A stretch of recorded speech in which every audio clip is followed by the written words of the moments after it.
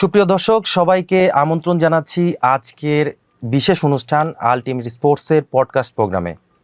আমরা প্রত্যেকবারের মতো বিভিন্ন ডিফারেন্ট জিনিস নিয়ে আসি ঠিকই, কিন্তু এইবার যেটা করতে যাচ্ছি সেটা একেবারেই ভিন্ন।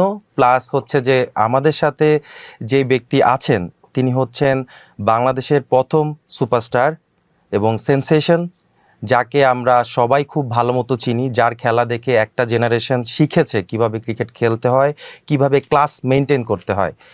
সেই প্লেয়ার আমাদের সাথে আছেন এবং তিনি এখন বর্তমানে খেলার পরে সেটা আমাদের বাংলাদেশ জাতীয় দলকে সার্ভিস দিচ্ছেন অ্যাজ এ কোচ হিসেবে। সেটা আমাদের জন্য অবশ্যই অনেক বড় পাওয়া।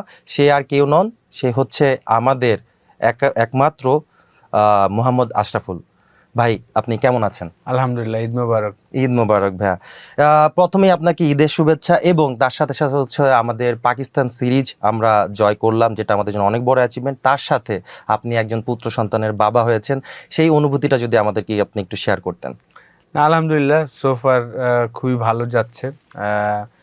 খেলা শেষ করে আসলে আমার ইচ্ছা ছিল যে কয়েকটা জায়গায় হয়তো আমি কাজ করতে পারতাম, কিন্তু আমার কাছে মনে হয়েছে যে সবচেয়ে বড় জায়গা হবে আমার কোচিংয়ে যদি আমি আসি। আমি যেই জিনিসগুলা করতে পারিনি বা যখন আমি সাকসেসফুল হয়েছিলাম, এই জিনিসগুলা আমি মনে করেছি যে আমি যদি শেয়ার করি আমাদের বাংলাদেশ ক্রিকেটের জন্য ভালো হবে।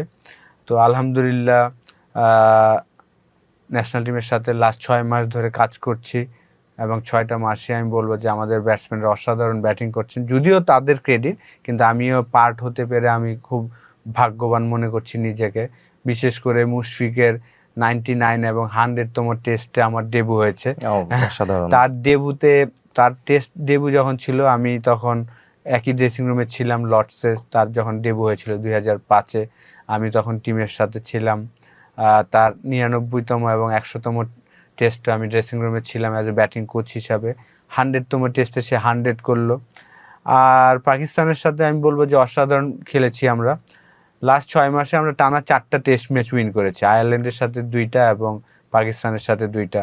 এবং 4টা টেস্ট ম্যাচই যদি আমরা দেখি যে ডোমিনেট করেছি আমরা, 3টা ডিপার্টমেন্টই আমাদের প্লেয়াররা ডোমিনেট করেছেন। এটার একটা বড় কারণ আমার কাছে মনে হয় যে আমাদের টেস্ট টিমটা খুব এক্সপেরিয়েন্স একটা টিম। আপনি যদি দেখেন যে প্রায় 5-6টা ক্রিকেটার আছে যারা 50+ ম্যাচ খেলেছেন। তো এইটা কিন্তু একটা বড় পাওয়া যে একটা টিমে 50টার বেশি টেস্ট ম্যাচ খেলা প্লেয়ার আছেন। তো তাদেরকে কিন্তু আসলে কোচিং করাতে হয় না, তারা সব কিছু জানে যে কিভাবে ইন্টারন্যাশনাল ক্রিকেটে সাকসেসফুল হতে হয়। তো সেই জায়গাটা আমার জন্য খুব ইজি ছিল। আর পাকিস্তান, আর যেটা বলেন পুত্র সন্তান, আলহামদুলিল্লাহ 2015 ডিসেম্বরে আমার বিয়ে হয়েছে। তারপরে আমাদের প্রথম কন্যা সন্তান আসলেন 2016-তে সেপ্টেম্বরে। 5ই সেপ্টেম্বর আমাদের প্রথম কন্যা সন্তান হয়েছিল। তারপর কোভিডের সময় আমাদের সেকেন্ড বেবি আসলো 29শে মে। আমাদের ছেলে এসেছেন আদভি, প্রথম কন্যা সন্তান আরিবা। এখন আমাদের 22 মে আমাদের ঘরে আরেকটা ছেলে আসছেন, আলহামদুলিল্লাহ। তো ভালো লাগছে যে ঘরটা, আমরা জয়েন্ট ফ্যামিলি। আমার ভাইয়ার 2 মেয়ে 1 ছেলে, তাবাসসুম বড়, তারপর তানজিল, তারপর তাবিয়া। আমার আব্বা মারা গিয়েছেন আমার মেয়ে হওয়ার 15 দিন পরে। তো আমরা জয়েন্ট ফ্যামিলি সবসময় ছিলাম, এখনও আছি, আম্মা আছে জীবিত। আমার বড় বোনের একটা ছেলে তালহা, সবার বড় আমাদের ফ্যামিলির মধ্যে সবার বড় তালহা, তার বয়স 26 বছর। তো আলহামদুলিল্লাহ ভালো। তো ভালো দিন যাচ্ছে মাশাআল্লাহ। মাত্র শেষ করলাম পাকিস্তান সিরিজটা, শেষ করেই 20 তারিখ শেষ করেই 21 তারিখ অ্যাডমিট করা হলো আমার ওয়াইফকে। তো 22 তারিখ আমাদের ছেলে সন্তান আসলো। মাশাআল্লাহ, এটা আসলে একটা খুবই আনন্দের সংবাদ। তার সাথে সাথে একটার পর একটা আনন্দ, যেটা আপনি ভালোবাসে। হ্যাঁ, সেটাই আলহামদুলিল্লাহ, সেখানে বলতেই হবে।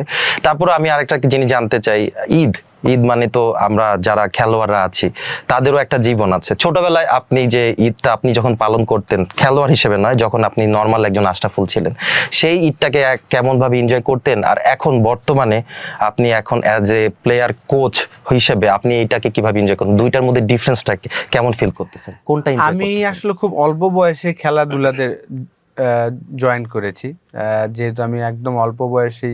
তো আমার ছোটবেলার ঈদটা আর কি একটু যতটুকু আনন্দ ছিল তার থেকে বেশি আমি বলবো যে খেলার মধ্যে আনন্দটা বেশি। কারণ আমি যেহেতু অল্প বয়সী, 2000 সাল থেকে আমি আন্ডার-19 ওয়ার্ল্ড কাপের সুযোগ পেয়েছি।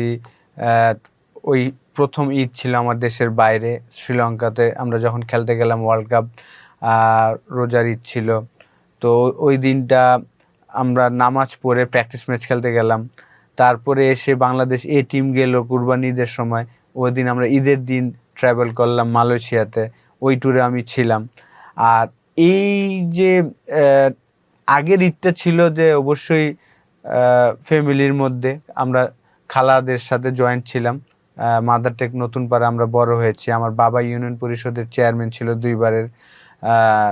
তো দেখা যেত যে কিছু ঈদ আমরা গ্রামের বাড়িতে করতাম, কিছু ঈদ ঢাকাতে করতাম।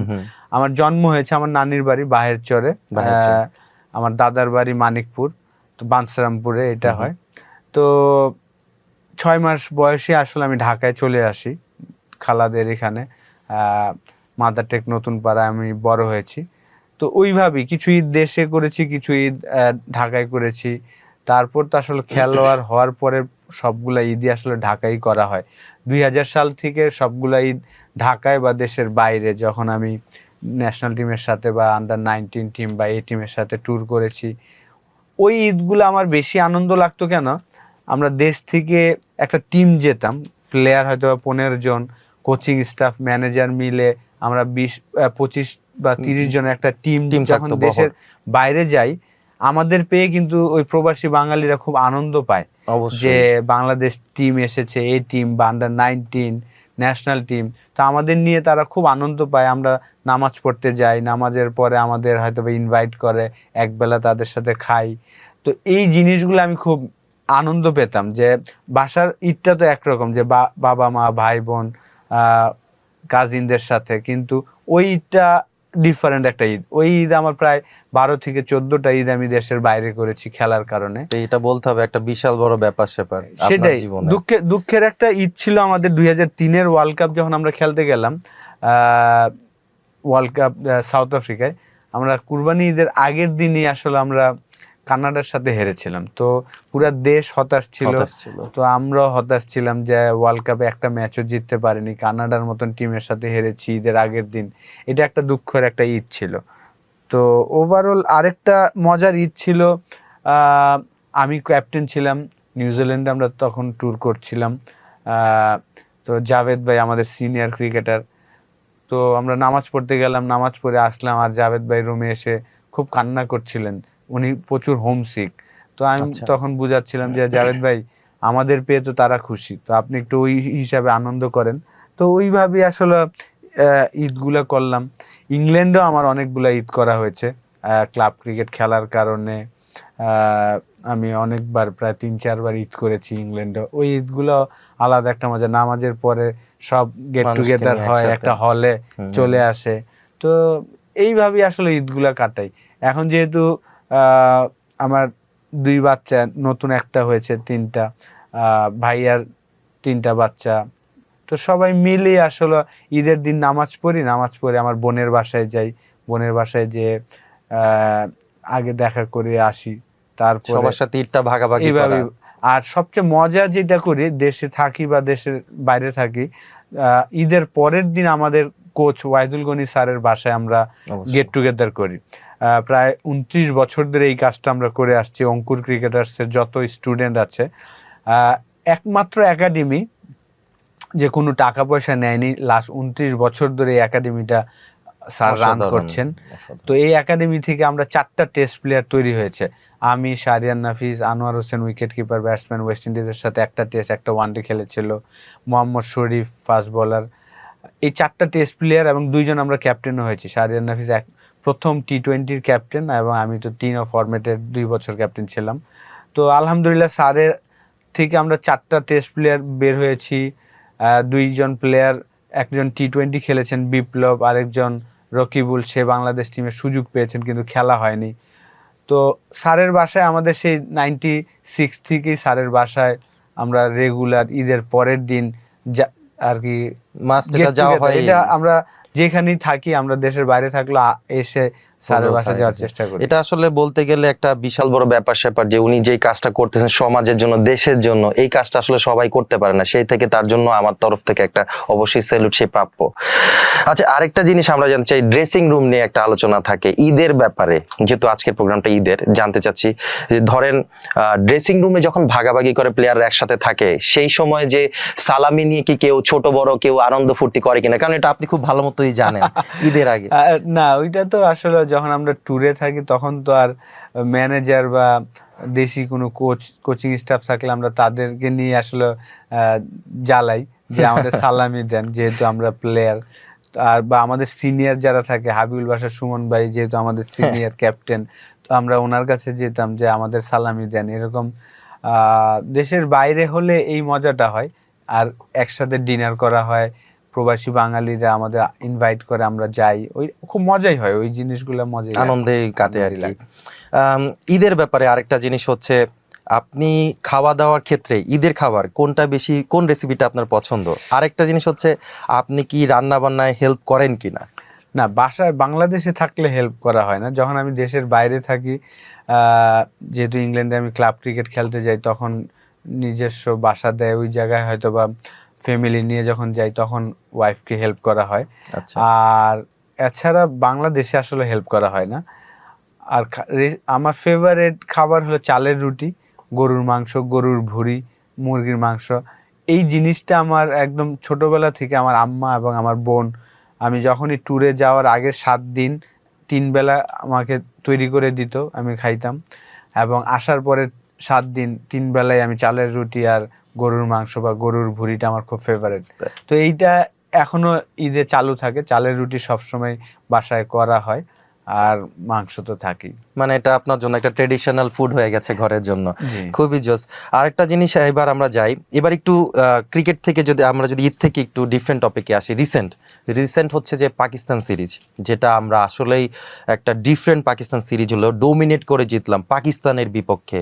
ব্যাপারটা কিন্তু বাংলাদেশের জন্য বিশাল বড় একটা ব্যাপার, অ্যাচিভমেন্ট। সবাই দেখলাম খেললো, পুরো বাংলার টাইগাররা যেন খেললো, এমন একটা ফ্লেভার। তো আপনি এইবারের পাকিস্তান সিরিজটা যে উইন করলাম আমরা, সেটাকে আপনি আমাদের টেস্ট সিরিজ উইনিং এর মধ্যে কোথায় রাখবেন? এটা কোন পর্যায়ে রাখতে চান? এতগুলো টেস্ট খেলেছি, যদিও আমাদের রেকর্ড খুব একটা ভালো নয়, আমরা 26 বা 27টা টেস্ট উইন করলাম এই 2টা ম্যাচ জেতার পরে। তো আমার কাছে মনে হয় যে প্রত্যেকটা উইনই আসলে এক একটা স্টেটমেন্ট। পাকিস্তানে যে আমরা 2024-এ 2-0-তে উইন করে এসেছি, ওইটাও একটা বিরাট বড় একটা অ্যাচিভমেন্ট ছিল। এই টেস্ট সিরিজটা আমি বলবো যে আমাদের জন্য অ্যাচিভমেন্ট এই কারণে বলবো যে আমরা যেই সারফিসে খেলেছি, সবসময় তো আমরা 2017 বা 16 থেকে আসলে আমাদের টেস্ট ম্যাচ রেগুলার জেতা শুরু করেছি। অস্ট্রেলিয়া, ইংল্যান্ডের সাথে আমরা যখন আমাদের হোম কন্ডিশনে জিতলাম, শ্রীলঙ্কায় যে 100তম টেস্টে উইন করলাম, তারপর নিউজিল্যান্ডে গিয়ে আমরা একটা টেস্ট ম্যাচ উইন করলাম। এই যে আমাদের জেতাগুলা, আমাদের হোম কন্ডিশনে যখন আমরা জিততাম, আগে আমরা উইকেটের একটা হেল্প নেওয়ার চেষ্টা করতাম, যে পেস বোলার না, আমরা স্পিনার ডমিনেট উইকেট তৈরি করার চেষ্টা করতাম। কিন্তু লাস্ট 6 মান্থ যদি আমরা ফলো করে থাকি, আমরা কিন্তু ওইখান থেকে বের হয়ে এসেছি। আমাদের হেড কোচ ফিল সিমন্স বলেন, আমরা যারা আছি, আমরাও রিয়েলাইজ করছি যে আসলে আমাদের আইসিসি ইভেন্টে যে আমাদের ভালো করতে হবে। আইসিসি ইভেন্টে ভালো করতে হলে আপনার সারফিস চেঞ্জ করতে হবে, ভালো উইকেটে খেলতে হবে। সেই কারণেই আমি বলবো যে আমরা লাস্ট 6 মাস ধরেই কিন্তু ঘাসের উইকেটে খেলছি, যেখানে সবার জন্য বেনিফিট থাকবে। ভালো পেস বোলার হলে তারা বেনিফিট পাবে, ভালো স্পিনার হলে তারা বেনিফিট পাবে, এবং যারা সাইড স্ট্রোক খেলতে পারবে, টেকনিক্যালি ভালো, তারাও রান করতে পারবে। তো সেই কারণে আমি বলবো যে পাকিস্তানের সাথে 2টা টেস্ট ম্যাচই কিন্তু আমরা খুব স্পোর্টিং উইকেটে খেলেছি। সেখানে দেখা গিয়েছে যে আর ফার্স্ট ইনিংসে মিরাজ 5 উইকেট পেয়েছেন, চমৎকার পেস ফার্স্ট ইনিংসে। হ্যাঁ, আর কি পেস বান্ধব উইকেটে মিরাজ কোয়ালিটি স্পিন করে 5 উইকেট নিয়েছেন। সেকেন্ড ইনিংসে দেখা গিয়েছে ফাস্ট বোলার উইকেট নিয়েছেন, এবং ব্যাটসম্যানরা 100 করছেন। তো এই কারণে আমি বলবো যে এই টেস্ট সিরিজটাও একটা ভালো জায়গায় থাকবে, কিন্তু প্রত্যেকটা উইনই আমি মনে করি যে এক একটা স্টেটমেন্ট, অবশ্যই। কোনোটাকে আমি খাটো করে দেখবো না, প্রত্যেকটা। বিশেষ করে আপনি নিউজিল্যান্ডের মাটিতে যে যখন আপনি টেস্ট জিতবেন, এটাও একটা হিউজ অ্যাচিভমেন্ট বাংলাদেশের ক্রিকেটের জন্য। 100তম টেস্ট ম্যাচ যখন আমরা শ্রীলঙ্কার সাথে জিতলাম শ্রীলঙ্কার মাঠে, ওইটাও একটা বিরাট অ্যাচিভমেন্ট। মুশফিকের ক্যাপ্টেন্সিতে আমি বলবো যে ওই সময় থেকে আসলে শুরু হয়েছে যে আমাদের টেস্ট জেতাটা। অস্ট্রেলিয়ার মতন টিম, ইংল্যান্ডের মতন টিম, উইকেটের হেল্প থাকলেও ওই যে ম্যাচগুলো আমরা জিততে পেরেছি, এটাও একটা বিরাট অ্যাচিভমেন্ট আমাদের ক্রিকেটের জন্য। তো প্রত্যেকটা উইনই আমি মনে করি যে এক একটা স্টেটমেন্ট বাংলাদেশ। আলহামদুলিল্লাহ। এই সিরিজে আমরা তিনোটা সেক্টরেই অনেকটা চেঞ্জ দেখতে পেলাম, যেন একটা শক্তিশালী বাংলাদেশ, বোলিং, ফিল্ডিং, ব্যাটিং। বাংলাদেশের দর্শকদের একটা দুর্বলতা জায়গা হচ্ছে তারা নিজেরাও প্রেডিক্ট করতে পারে না আজকে ব্যাটসম্যানরা সবাই ভালো মতো খেলতে পারবে কিনা। আমি আজ দর্শকের জায়গা থেকে বলতেছি, বাট এইখানে আমরা দেখতে পেলাম সবাই একটা কনফিডেন্ট ছিল একটা ম্যাচের পরে সেকেন্ড ইনিংসেই, না ও রান করবে, ও রান করবে বা ওরা রান করবে। এই যে কনফিডেন্সটা, এই যে ব্যাটিং এর মধ্যে যে একটা বিশাল চেঞ্জ, এটা আপনি কিভাবে দেখছেন? আপনার এখানে যে কোচিং এর আপনার নিজেরও একটা ব্যাপার আছে, আপনি এটা কিভাবে দেখছেন এই ব্যাটিং এর পরিবর্তনটা? শুরুতেই বলছিলাম যে টেস্ট টিমটা খুব এক্সপিরিয়েন্স একটা টেস্ট টিম। তো ওদের সাথে লাস্ট 6 মাস কাজ করে আমি খুব আনন্দ পাচ্ছি এবং খুব সহজ আমি মনে করি যে কাজ করাটা। আমি সবসময় খেলা ছাড়ার পরে অনেক জায়গায় আমি বলছিলাম যে আসলে আমরা যারা টপ লেভেল ক্রিকেট খেলেছি, আমাদের জন্য কাজ করাটা সহজ টপ লেভেলই, আর অবশ্যই। এলিটদের সাথে Elite কাজ করাটা সহজ, জুনিয়রদের সাথে কাজ করাটা কঠিন। এটা আমার পার্সোনাল মতামত। অনেকে হয়তো বা এটা এক্সপেরিয়েন্স অবভিয়াসলি এখানে ম্যাটার করে, না, আপনি এই অবশ্যই কারণে- এখানে সঠিক। না, এটা এই কারণে আমি বলছি, কারণ আমি ওই সিচুয়েশনে আমি কি চিন্তা করছিলাম, কেন আমি সাকসেসফুল হয়েছি, কেন হই নাই, এই জিনিসটা কিন্তু আমি ভালো বলতে পারবো। আর কি আমি বলতে চাচ্ছি যে যেই ছেলেটা ওই কাজটা করেছেন সে কিন্তু ভালো বলতে পারবে যে ওই সিচুয়েশনে কি হচ্ছে। তো আপনি যদি সেম জায়গায় কাজ করেন, এলিটের কাজ করেন, তখন আপনার জন্য সহজ যে আপনি এই সিচুয়েশনে কি হয়েছিল আপনি ওইটা ইনপুটটা দিতে পারবেন। কিন্তু আপনি যখন জুনিয়রের কাজ করবেন, ওরা কিন্তু ওই সিচুয়েশনটা পড়বে না, ওদের সাথে কিন্তু আপনি ABCD সবকিছু ওই গ্রামার গুলা শিখাইতে হবে। তো ওই গ্রামার শিখাইতে হইলে আমার মনে হয় যে যত এক্সপিরিয়েন্স কোচ আছে তাদের জন্য আমি মনে করি যে ওই জায়গাটা কাজ করাটা সহজ। তো আলহামদুলিল্লাহ আমি বলবো যে আমাদের প্লেয়াররাই তাদের ডিসিশন নিয়েছেন। যখন আমি কোচিংয়ে আসলাম ন্যাশনাল টিমে ব্যাটিং কোচ হিসাবে, আমাদের প্রথম যে একটা মিটিং হলো, তো আমি যখন ঢুকলাম আয়ারল্যান্ডের সাথে 2টা টেস্ট ম্যাচ, এবং তারপরে আমাদের অলমোস্ট 2027 ওয়ার্ল্ড কাপ পর্যন্ত মনে হয় 18টা টেস্ট ম্যাচ হওয়ার কথা। তখন আমরা ডিসকাস করছিলাম সবাই যে আসলে কিভাবে কি ইমপ্রুভমেন্ট করা যায়, কি চিন্তা করা যায়। তখন আসলে শান্ত ক্যাপ্টেন থেকে আসলো যে আমাদের আসলে লক্ষ্য হওয়া উচিত এভরি টেস্ট ম্যাচে একটা করে টেস্ট সেঞ্চুরি। বিশেষ করে টেস্ট ক্রিকেট আসলে টপ 6-এর একজন যদি সেঞ্চুরি করে তখন আসলে একটা ভালো রান করা সম্ভব, বিশেষ করে ফার্স্ট ইনিংসে যদি আপনি সেঞ্চুরিটা করতে পারেন। তো ওই লক্ষ্যে ওই কথাটা বলার পর থেকে আমরা আয়ারল্যান্ডের সাথে 2 টেস্ট ম্যাচে 3 ইনিংসে আমরা 4টা সেঞ্চুরি করেছি, এবং পাকিস্তানের সাথে 2টা টেস্ট ম্যাচে 4 ইনিংসে 3টা সেঞ্চুরি করেছে, এবং প্রায় 12 থেকে 14টা 50। মমিনুল টানা 5 ইনিংসে 50 করেছেন, তার মধ্যে একটা 91, একটা 82, 63, 53 এরকম। সাদমাম 2টা 80 করেছিলেন। তো এই জিনিসগুলা প্লেয়াররাই কিন্তু রিয়েলাইজ করেছেন যে এখন আমাদের হাই টাইম যে আমাদের টেস্ট টিমটাকে একটা জায়গায় নেওয়া। জাস্ট আমরা টেস্ট চ্যাম্পিয়নশিপ খেলছি, আমরা জাস্ট এভরি টাইমই দেখা যাচ্ছে যে 9 থাকছি। এখন কিন্তু আমরা সোফার এখন কিন্তু আমরা টেস্ট র্যাঙ্কিং এ 5-এ আছি আর কি, চ্যাম্পিয়নশিপ, যেটা অন্যরকম একটা রেকর্ড আমাদের জন্য। হ্যাঁ সেটাই। তো এই বছর যদি আমাদের আরো প্রায় 8-9টা টেস্ট ম্যাচ আছে, তো এইগুলাতে যদি অ্যাওয়ে কয়েকটা ট্যুর আছে, যেমন বিশেষ করে সাউথ আফ্রিকা এবং অস্ট্রেলিয়াতে, এবং হোমে আমাদের যে লক্ষ্যটা ছিল ক্যাপ্টেনের কাছ থেকে এই জিনিসটা এসেছেন, শান্তর কাছ থেকেই, যে আমরা হোমে কোনো টেস্ট ম্যাচ হারবো না, আমরা সবগুলা জেতার জন্য খেলবো, ড্রর জন্য না, আমরা জেতার জন্য খেলবো। মেন্টালিটিটা সেট করা জরুরি। তো এইটা খুবই পজিটিভ একটা ভাইবস পুরো টিমের মধ্যে এসেছে যে আমরা জেতার জন্য খেলবো। এবং আলহামদুলিল্লাহ এখন আমাদের বোলিং ইউনিটটা ভালো আছে, আমাদের স্পিন বলেন, পেস বলেন, আমাদের খুব ভালো। জাস্ট ব্যাটসম্যানরা যদি একটু কন্ট্রিবিউট করতে পারে তাহলে আমাদের ম্যাচ জেতা সম্ভব।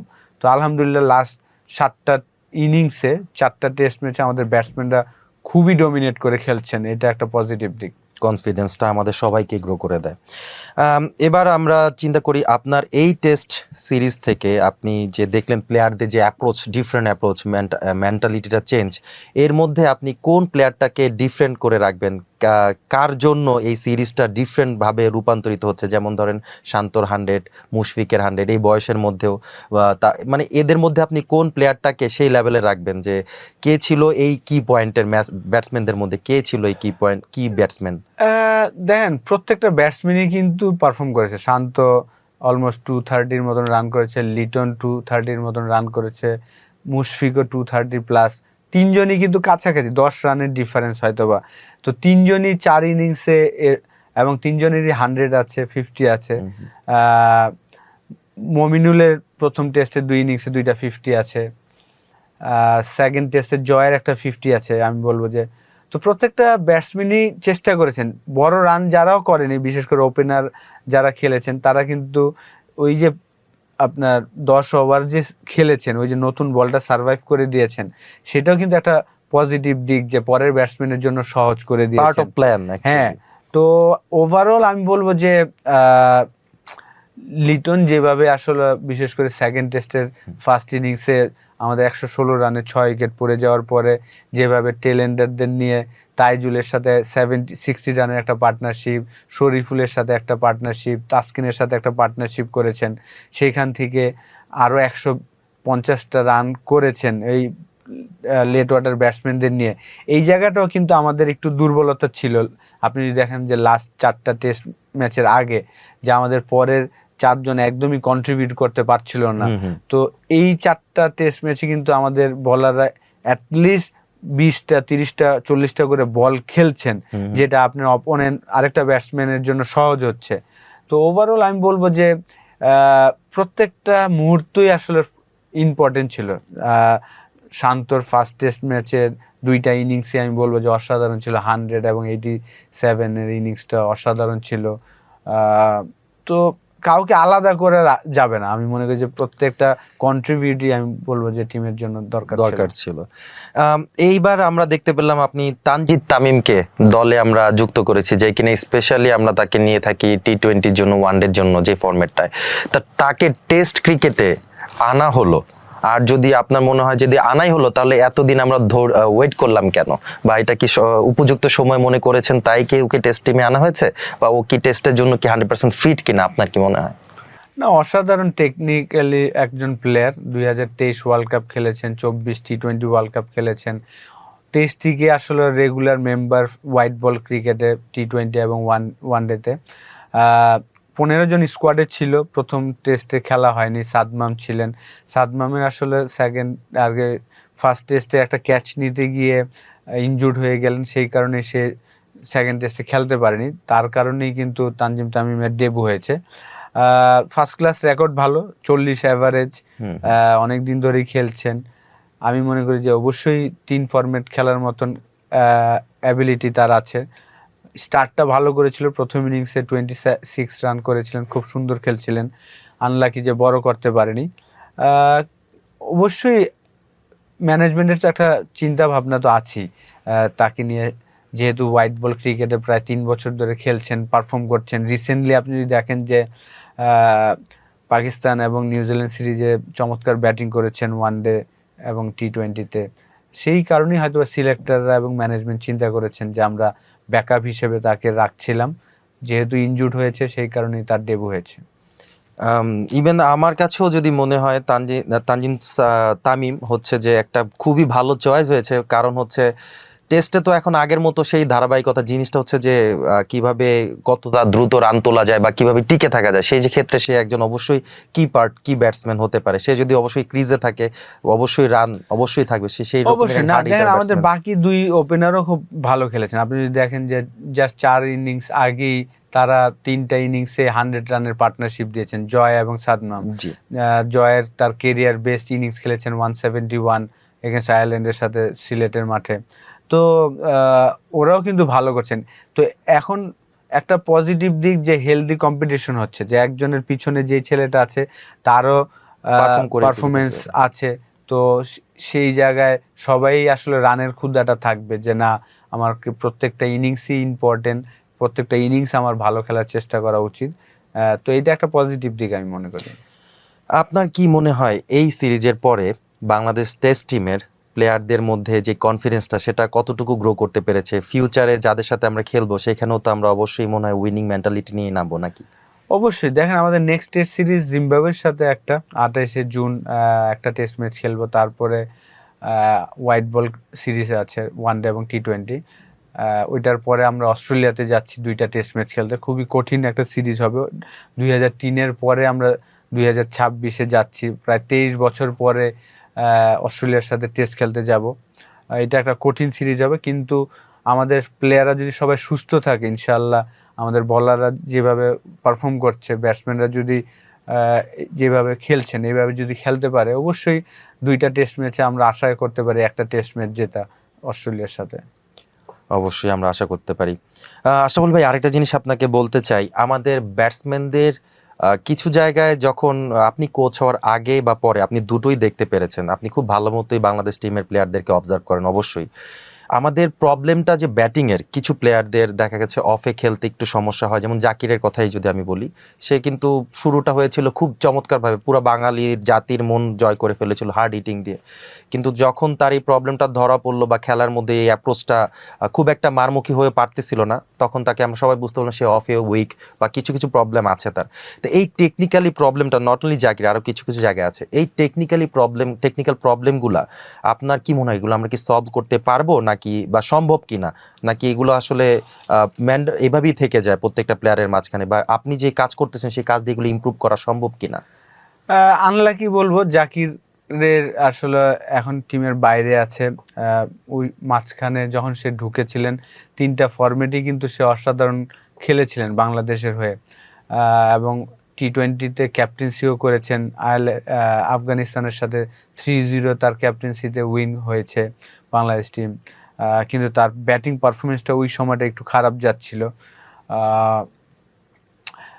এখন যেহেতু টিমের সাথে নাই, ডোমেস্টিক ক্রিকেট খেলছেন, আমি আশা করব যে রিসেন্টলি আসলে একটা 130 রানের একটা ইনিংস খেলেছেন আফগানির হয়ে, ঈদের আগের একটা ম্যাচে দেখলাম। তো বাকি আরও 4টা ম্যাচ হয়তো বাকি আছে, ঈদের পরে হবে। ওই ম্যাচগুলোতে আমি আশা করব আরও 2-1টা যদি বড় বড় 100 করতে পারে, আবার যদি ফিরে আসে। তার সাথে আসলে আয়ারল্যান্ড সিরিজে যেহেতু খেলছিল না, কাজ করছিলাম, এমন না যে সে অফসাইডে খেলতে পারে না, অফসাইডেও খেলতে পারে। যেই জিনিসটা আসলে আমার কাছে মনে হয়েছে যে অপরচুনিটিটা একটু কম পেয়েছে। আয়ারল্যান্ডের সাথে একটা টি20 খেলেছিল, ওই ম্যাচটাতে সে কিন্তু 20 রান করেছিল। পরের 2টা ম্যাচে আবার তাকে আমরা খেলাতে পারিনি। একটাতে নুরুল হাসান সোহানকে সুযোগ দিয়েছেন, আরেকটাতে শামীম পাটোয়ারি। এই জায়গাটাতে আমার মনে হয় যে একটু আনলাকি জাকির।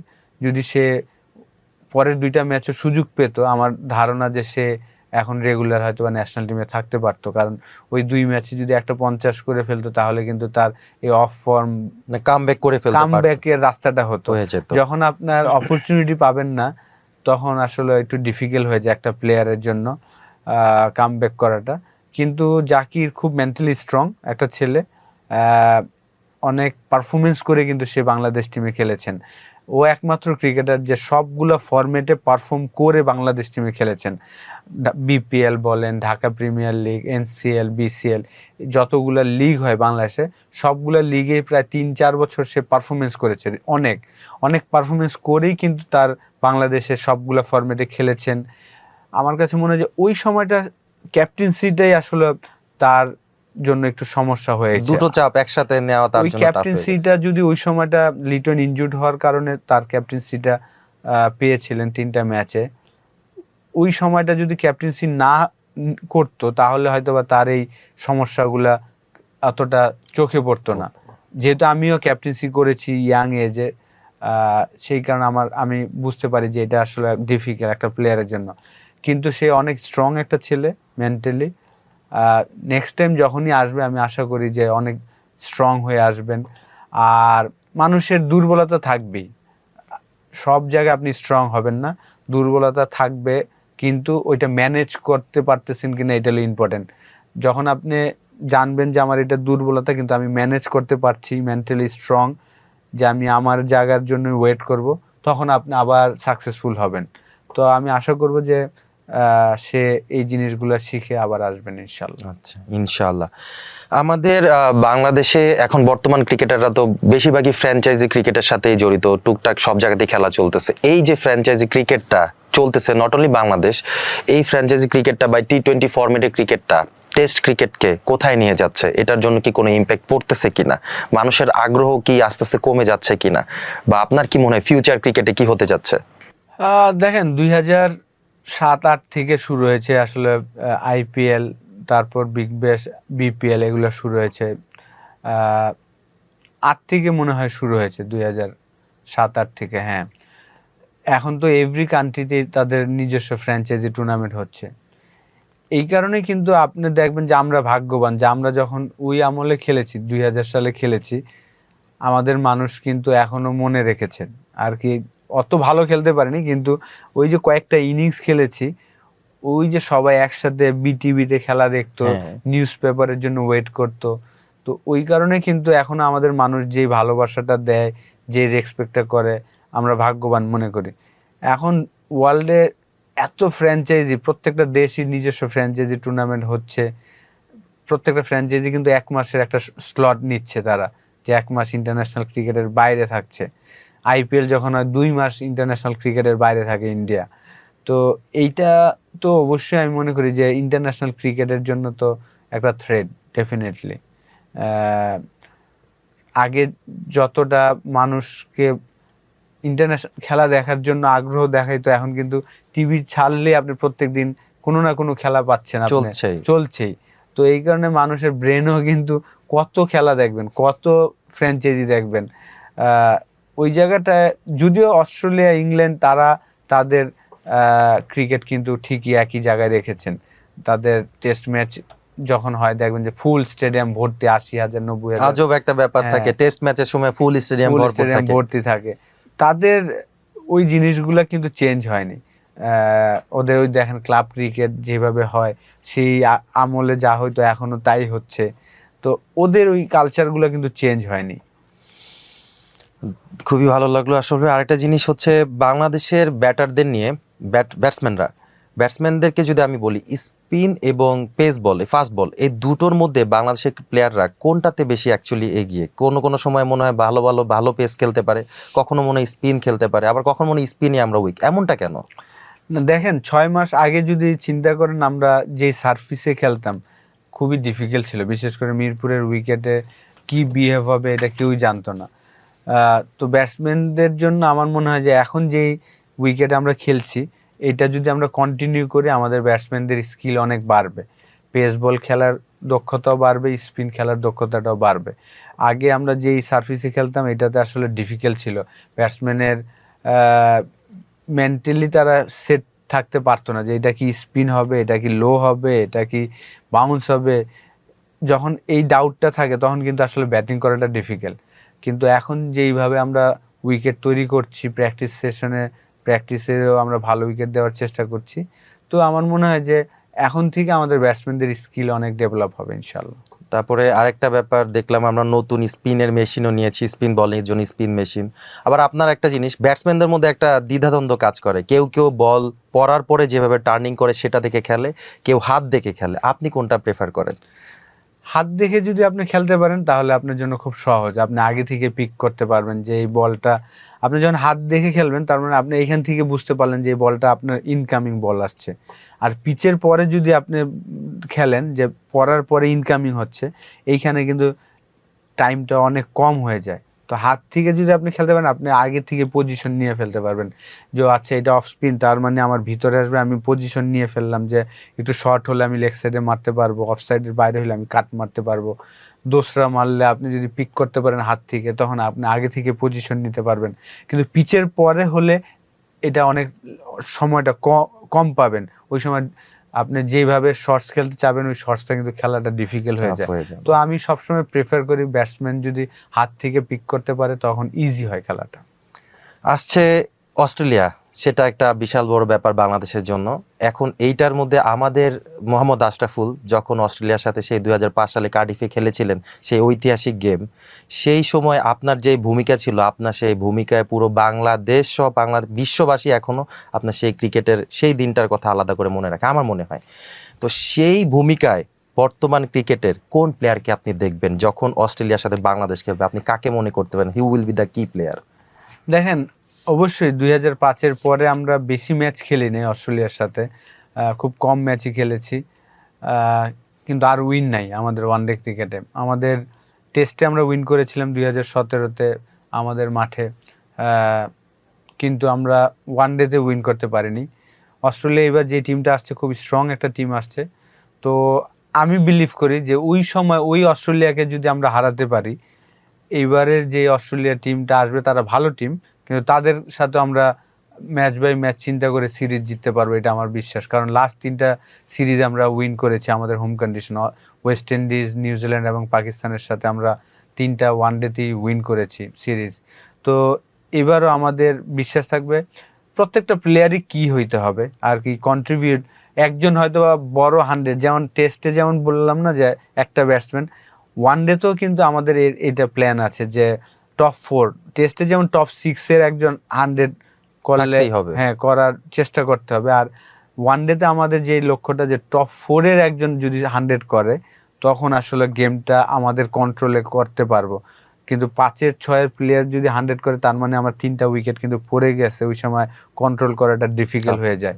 তো আলহামদুলিল্লাহ লাস্ট 6টা ওয়ানডেতে আমাদের 2টা 100 হয়েছে, শান্ত এবং তানজিম তামিম 100 করেছে, তানজিম তামিম 2-3টা বড় 50ও করেছেন, নট আউট ছিল। তো অবশ্যই আমি মনে করি যে অস্ট্রেলিয়ার সাথে আমাদের পুরো টিম হিসাবে যেভাবে আমরা খেলছি ওইভাবেই খেলতে হবে এবং একজনকে এক্সট্রাঅর্ডিনারি একটা বড় রান করতে হবে, তাহলে আসলে আমাদের ওদের সাথে জেতা সম্ভব ইনশাল্লাহ। চালকের ভূমিকায় কেউ না কেউ Definitely, অবশ্যই থাকতে হবে। definitely. এবার আমরা একটু পিছনে ফিরে যাই, সেই কার্ডিফের কিছু স্মৃতি আপনার কাছে শুনতে চাই। যেহেতু অস্ট্রেলিয়া আসছে, সেই স্মৃতিটা আমাদেরকে কতটুকু ইন্সপায়ার করতে পারে, না মানে খেলাটা, আর হচ্ছে যে ওই মোমেন্টে যখন আপনি জিতেছিলেন, খেলেছিলেন, তখন আপনাকে কেউ কিছু বলেছিল কিনা, রিকি পন্টিং বা ম্যাগরা কেউ কিছু বলেছিল কিনা, আপনার কিছু মনে পড়ে কিনা? না, খেলা শেষে তো অ্যাডাম গিলক্রিস্ট স্টাম্প নিয়ে এসেছিলেন মাঠ থেকে, যেহেতু আমরা উইন করেছি। জাভেদ ভাই সবার আগে রানিং করে স্টাম্প নেওয়ার জন্য, আফতাব ছিল, শাহরিয়ার নাফিস ছিল, কিন্তু অ্যাডাম গিলক্রিস্ট নিজের থেকে একটা স্টাম্প তুলে আমার জন্য নিয়ে এসেছিল, ড্রেসিং রুমে এসে আমাকে স্টাম্পটা গিফট করেছিল। আর ওই ম্যাচটা তো আসলে যখন আমরা লাকি ছিলাম যে টস হেরেও আমরা বোলিং করেছিলাম, ব্যাটিং করিনি। রিকি পন্টিং ওই সময় তো অস্ট্রেলিয়া আসলে এতটা ডেঞ্জারাস সাইড, পাওয়ারফুল টিম। হ্যাঁ, যে তাদের বাইরে বসে থাকে যে ওরাও সুপারস্টার। তো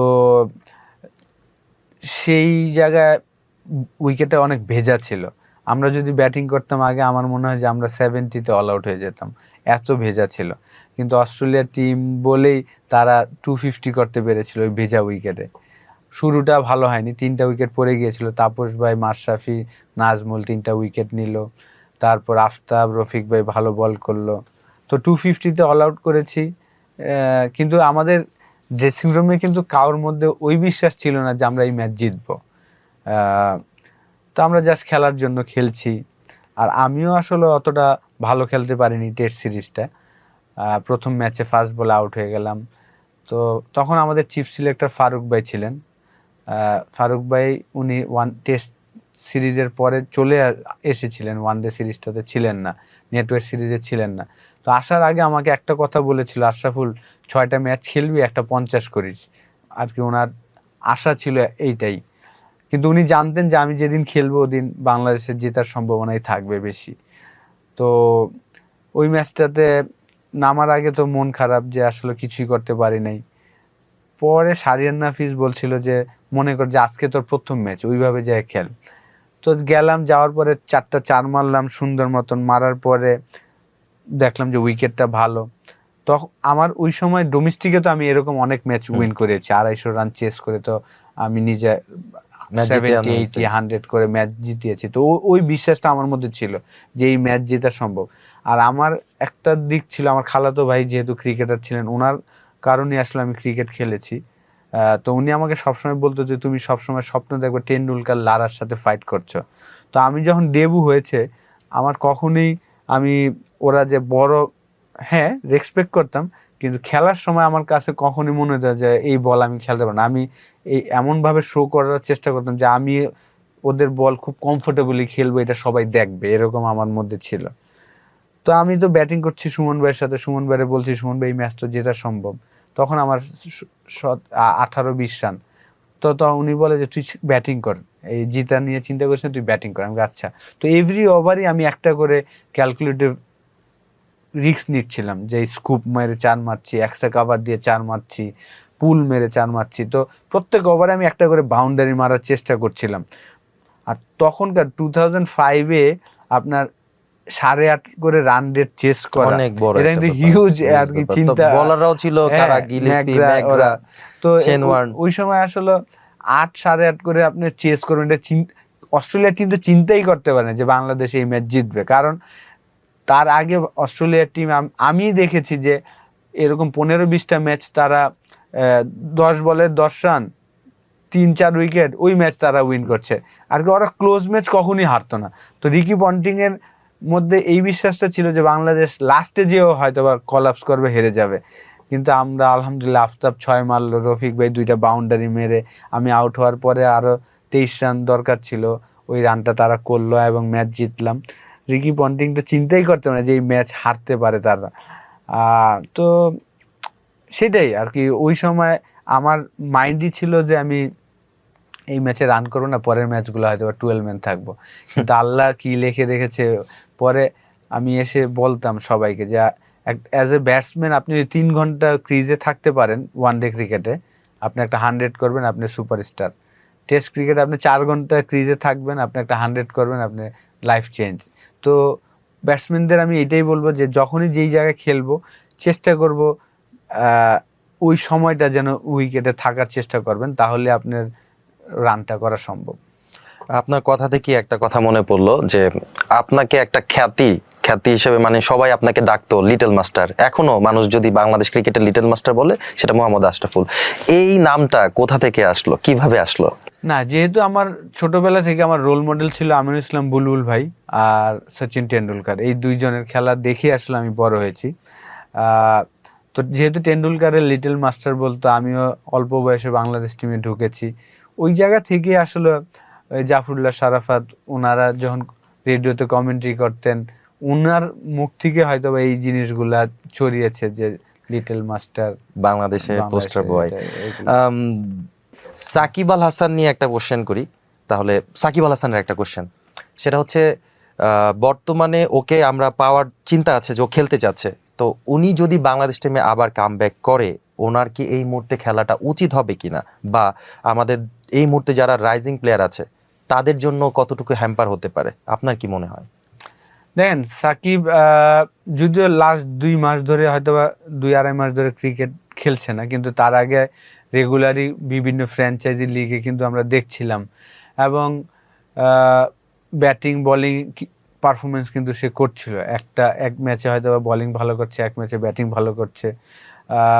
তার বয়স হয়তো বা 37 বা 38। আর এখনকার ইন্টারন্যাশনাল এরিয়াতে আমার মনে হয় যে যদি আপনি একটা ফরম্যাট যদি আপনি প্ল্যান করেন যে আমি শুধু একটা ফরম্যাট খেলবো, লাইক মুশফিকুর রহিম, সে কিন্তু যদিও সে পরিশ্রম করে সবার থেকে বেশি, ফজরের নামাজ পড়ে 7:30টার দিকে চলে যায় মাঠে, জিম করে, রানিং করে, ক্যাচিং, নকিং সব করে সে রেডি থাকে এভরিডে। এটা একদিন না, এভরিডে। যখন খেলা না থাকে সেই দিনও তার এই রুটিন যে 9:30 10টার মধ্যে ঘুমিয়ে যাবে, ফজরের নামাজে উঠবে, নামাজ পড়বে। তার এই রুটিনটা কিন্তু লাস্ট 21 বছর ধরে। তো এখনো যেভাবে সে খেলছে একটা ফরম্যাটে, ইজিলি কিন্তু আমি বিশ্বাস করি যে আর কি নেক্সট যে আমাদের 18টা টেস্ট ম্যাচ আছে, যেভাবে সে পারফর্ম করছে, এইভাবে পারফর্ম করলে, সে খেললে আমাদের জন্য লাভ। তো সাকিব আল হাসানও যদি এই মুহূর্তে আসলে, তার তো দেশে আসাটা প্রথম চ্যালেঞ্জ, সেটা যদি সে পার করতে পারে, আর যেহেতু তার খেলার স্বপ্ন আছে, সে একজন লিজেন্ড ক্রিকেটার, আমি মনে করি যে যারা লিজেন্ড তারা 15-20 দিন ভালো ট্রেনিং করলে, ফিটনেস লেভেলটা ভালো জায়গায় নিয়ে যাওয়া যায়, এটা একদম বড় কোনো সমস্যা না। আপনি 2 বেলা ট্রেনিং করলে আপনি চমৎকার একটা ফিটনেস লেভেলে নিয়ে যেতে পারবেন। আর স্কিলটাও যেহেতু সে গড গিফটেড, আমি মনে করি একটা ফর্মেট যদি সে চিন্তা করে যে 2027 ওয়ার্ল্ড কাপ আছে সামনে, এটা যদি এটা আপনাকে শুধু সে চিন্তা করলে হবে না, বাংলাদেশ ক্রিকেট বোর্ডেরও হয়তো বা চিন্তা করতে হবে যে তাকে কি আমরা ক্যারি নিব কি না। যদি এরকম প্ল্যানিং থাকে, খারাপ হবে না। আমি মনে করি যে আমাদের ওয়ার্ল্ড কাপের জন্য 2027 ওয়ার্ল্ড কাপটা হবে সাউথ আফ্রিকায়। সেইখানে যদি সে আসতে পারে, আসার আগে যে যে জিনিসগুলো করা উচিত সেই জিনিসগুলো যদি সে করতে পারে, আমার মনে হয় যে লাভই হবে বাংলাদেশের জন্য। আপনার কোচ হওয়ার পরে বিশ্বের অন্যান্য কোনো বড় ক্রিকেটারদের সাথে, যেমন সচিন টেন্ডুলকার, লারা, তাদের কারোর সাথে আপনার কথাবার্তা হয়েছে? তারা কেউ আপনাকে সংবর্ধনা বা কিছু জানিয়েছেন? না, তাদের সাথে কথা হয়নি, কিন্তু কোচিংয়ে আসার পরে যাদের সাথে খেলছি, লাইক পাকিস্তান, নিউজিল্যান্ড, আয়ারল্যান্ড, তাদের সাথে তো আমার খেলার রেকর্ডও আছে। তো তারা দেখে আসলে অ্যাপ্রিসিয়েটই করছেন যে আমি কাজ করছি বাংলাদেশ টিমের সাথে এবং বাংলাদেশ টিম ভালো করছে। তো সবাই পজিটিভভাবেই নিয়েছেন।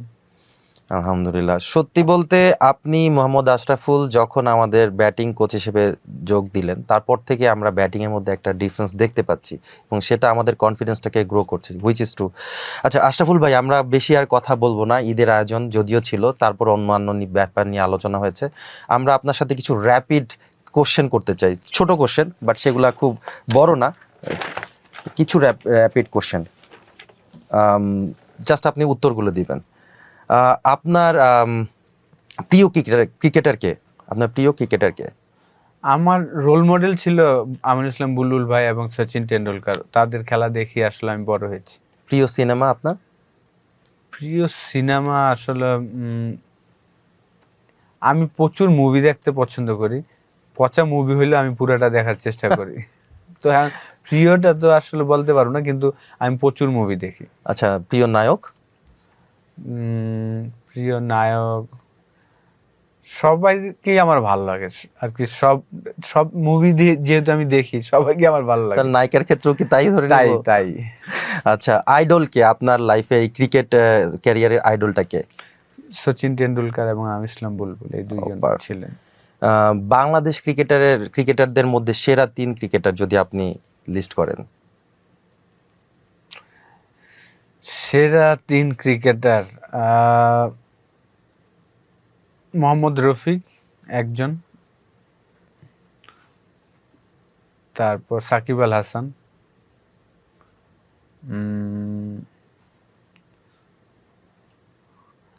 আর ক্যাপ্টেন হিসেবে যদি বলেন খালেদ মাহমুদ সুজন ভাই, ওনার ক্যাপ্টেন্সি আমার খুব ভালো লাগতো। আচ্ছা, আর প্রিয় স্টেডিয়াম বাংলাদেশের মধ্যে? প্রিয় স্টেডিয়াম আমার কাছে প্রিয় স্টেডিয়াম আমাদের গুলিস্তানের, এটার নাম কি ভাই? বাংলাদেশ ন্যাশনাল স্টেডিয়াম, যেটা আগে ছিল সেটার কথা। আর বাংলাদেশ ন্যাশনাল স্টেডিয়াম। আর দেশের বাইরে যদি আপনি বলেন, সারা ওয়ার্ল্ডে তো আপনি বিভিন্ন জায়গায় খেলেছেন, কোন স্টেডিয়াম আপনার মনটা জয় করেছে? আমার তো শ্রীলঙ্কা ভাল লাগে, কারণ শ্রীলঙ্কা যখনই আমি যাই আমার সেঞ্চুরি করার একটা অপরচুনিটি থাকে এবং করেছি 3টা সেঞ্চুরি। এসসিসি গ্রাউন্ডটা আমার ইয়াংগেস্ট টেস্ট সেঞ্চুরির রেকর্ড ওই মাঠেই হয়েছে। তো শ্রীলঙ্কা আমার ফেভারিট। কাকে বেশি আপনার জীবনে আপনি সবচেয়ে বেশি স্লেজিং করেছেন খেলার মধ্যে? এমন কোন স্মৃতি আপনার আছে? জাস্ট শর্ট করে। সৌরভ গাঙ্গুলিকে আর কি, যেহেতু বাংলা পারে তো বাংলাতে কথা বলতে সহজ ছিল।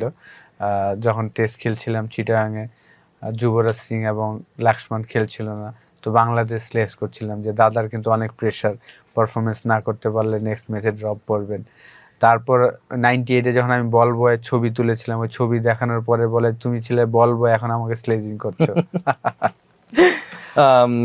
আরেকটা জিনিস একটু বলি, বিশ্বকাপ ফুটবল দ্বার প্রান্তে, অবশ্যই আমরা ক্রিকেটার, বাট ক্রিকেটের বাইরেও আমাদের আরেকটা খেলা আছে ফুটবল। সেই ফুটবল মাঠে, ফুটবলের বিশ্বকাপে আপনার প্রিয় দল কাকে এবং আপনি কাকে দেখতে চান ফাইনালে? দুটো কোশ্চেন। দেখেন, আমি আসলে ক্রিকেটটা খুব পছন্দ করি এবং দেখতেও ভালো লাগে, আমার সারা রাত দেখতে পারবো। ফুটবলটা শুধু আমি ওয়ার্ল্ড কাপের সময় দেখি। তো আমার আর্জেন্টিনাকে আমি সাপোর্ট করি, কারণ ম্যারাডোনার ইউটিউবে যখন তার স্কিলগুলো দেখতাম অসাধারণ লাগতো, এবং তাদের ড্রেসগুলো আমার খুব পছন্দ, সাদা কালারটাই আমার ফেভারিট, সাদা আকাশি কালার। তো সেই কারণে আসলে আর্জেন্টিনা সাপোর্ট করতাম সব সময়। লাস্ট ওয়ার্ল্ড কাপে তো চ্যাম্পিয়ন হয়েছে, কিন্তু তার আগে সব সময় হারতো। তো লাস্ট চ্যাম্পিয়ন হওয়ার পরে একটু যে না, যেই টিমটা সাপোর্ট করি ও একবার চ্যাম্পিয়ন হয়েছে, তো আর্জেন্টিনার সাপোর্ট করি আমি। আর ফাইনালে এবার কাকে দেখতে চান, কাকে কাকে দেখতে চান?